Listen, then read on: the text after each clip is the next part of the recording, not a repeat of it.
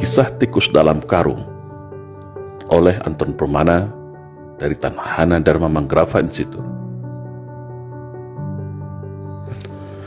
Dalam sebuah perjalanan kereta api, seorang profesor ilmuwan asal Prancis bertanya kepada seorang pria tua yang duduk di sampingnya, "Bapak, kalau saya boleh bertanya, benda apa yang ada di dalam karung itu?" kata profesor. Pria tua menjawab, "Oh, itu adalah kumpulan tikus yang ada di ladang gandum saya." Lalu profesor dengan mimik yang semakin heran dan penasaran melanjutkan pertanyaannya, "Untuk kegunaan apakah tikus itu jauh-jauh Anda bawa dan untuk siapa?" Si pria tua menjawab, "Tikus ini ada yang order buat laboratorium pemerintah sebagai bahan penelitian. Saya mau mengantarkannya langsung. Dan ini sudah biasa saya lakukan dalam beberapa tahun ini." Sambil manggut-manggut, si profesor bertanya kembali, "Lalu, kenapa Anda selalu menendang-nendang tikus itu dan menggoyang-goyang karungnya setiap saat?" Si pria tua itu menjawab, "Oh, kalau itu adalah tradisi kami sejak dulu di ladang. Saya menendang dan menggoyang-goyang tikus itu agar tikus itu sibuk dan ribut antar sesama dia di dalam karung. Karena kalau mereka tenang-tenang saja tanpa diganggu, maka tikus itu bisa menggigit dan mengoyak karung ini dengan gigi dan kukunya yang tajam.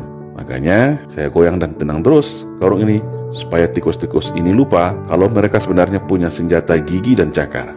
Mereka punya cara bersama-sama untuk melepaskan diri dari karung ini," jawab pria itu santai. "Oh, begitu ternyata," jawab profesor ini baru paham dan mengerti sambil manggut-manggut. Nah, apa yang dapat kita ambil pelajaran dari cerita di atas kalau kita konversikan kepada kondisi bangsa kita saat ini? Cerita profesor dan bapak tua pembawa karung tikus di atas bisa dikonversikan dengan keadaan bangsa kita hari ini. Sebuah bangsa yang besar, bangsa yang plural, bangsa yang majemuk, tapi saat ini terjebak dalam jurang perpecahan yang begitu tajam dan dalam.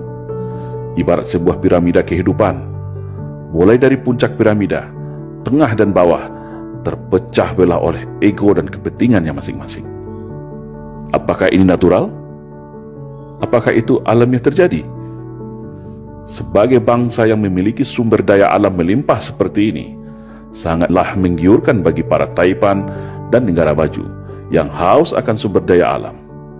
Dan sejarah negeri ini juga mencatat demikian.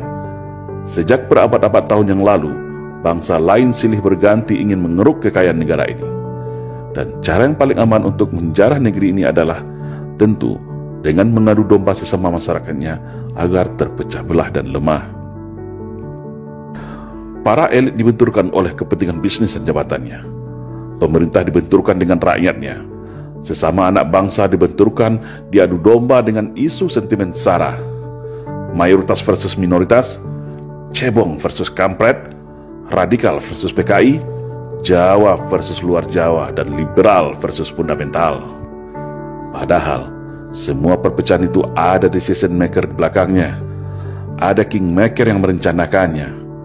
Para elit minorki kekuatan invisible hand yang ingin mengalihkan segala perhatian, menguras energi bangsa, hingga kita semua lupa, lengah bahwa bangsa ini adalah bangsa yang besar, bangsa yang hebat, bangsa yang tangguh, bangsa yang ramah, baik dan patriot sejati, sebagaimana pendahulu kita mendirikan negara ini dengan segenap jiwa raganya.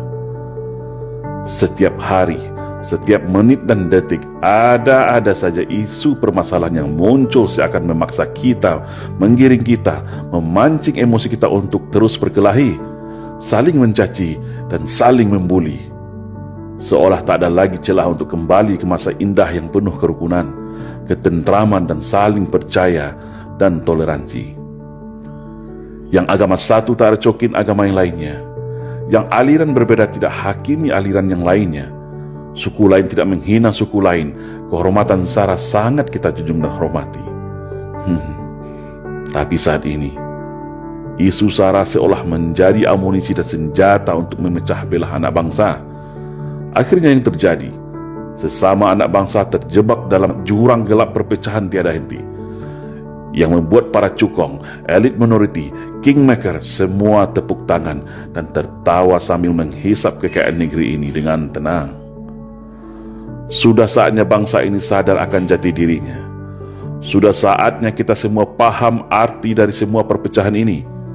Semua ada yang mengaturnya, dan semua ada yang menikmatinya. Ibarat kata pepatah, kalau kapal pecah, maka hiu yang akan kenyang menikmatinya.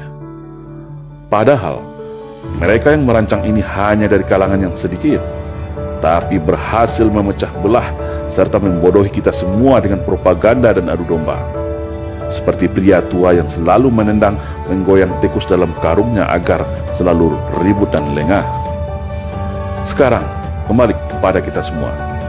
Tetap ribut saling cakar antar sesama, atau bersatu bersama-sama untuk melepaskan diri dari skenario belenggu perpecahan, membangun arus gelombang persatuan-kesatuan bangsa untuk menuju arah Indonesia ke depan yang lebih baik, yaitu Indonesia yang bersatu, berdaulat, adil dan makmur.